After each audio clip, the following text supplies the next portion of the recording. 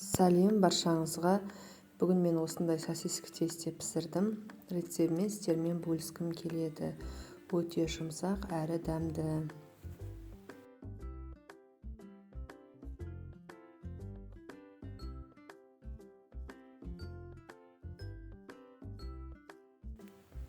Бізге қажетті заттар: сүт, қант, тұз, май, сұйық май, яғни дрожж және де ұн қажет болады. Алдымен ыдысымызға жылы сүтімізді құямыз. Оның үстіне қантымыз бен тұзымызды салып, жақсылап араластырамыз. Онан соң дрожжымызды салып, тағы да жақсылап араластырамыз.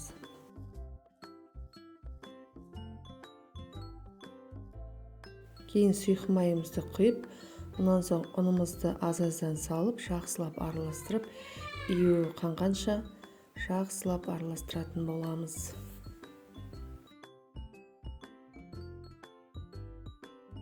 Некемен жақсылап араластырып болдым.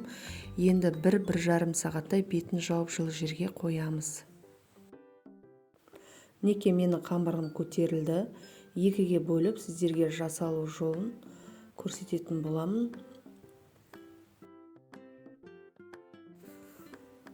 Бұл бірінші жолын көпшілігіміз білеміз. Міне жақсылап осылай қамырымызды жазып алып, ұзыншалап турап, сосискамызды орайтын боламыз.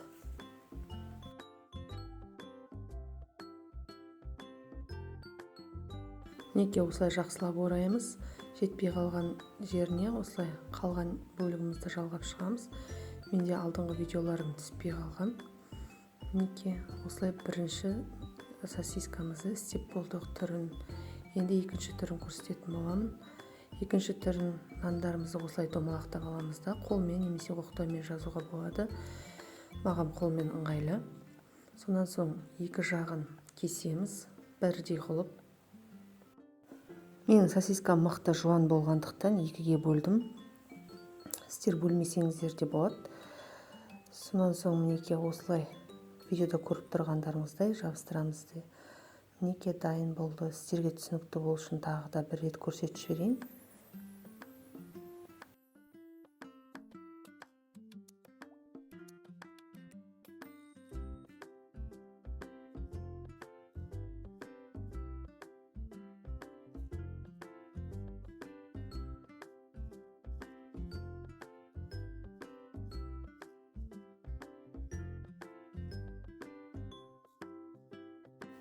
Сосискаларды формаға жақсылап орналастырып, бетін жауып қоямыз 10 минутқа.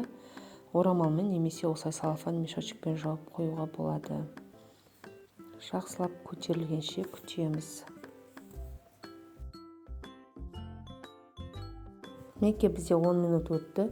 Үстіне жақсылап жұмыртқаны жағып, қызып тұрған 180 градус пешке 40-30 минут пісіріп аламыз.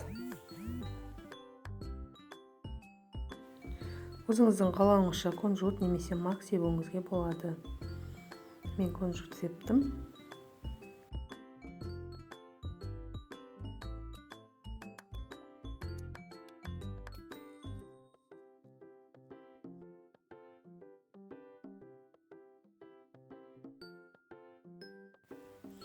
Неке солмен сосиски тесте дайын болды. Сіздерге ас болсын. Соңына шейін видеоны қараған болсаңыздар, комментарий қалдырып, лайк басыңыздар. Әлі де сіздермен көптеген рецептпен бөлісетін боламын. Келесі кездескенше сау болыңыздар.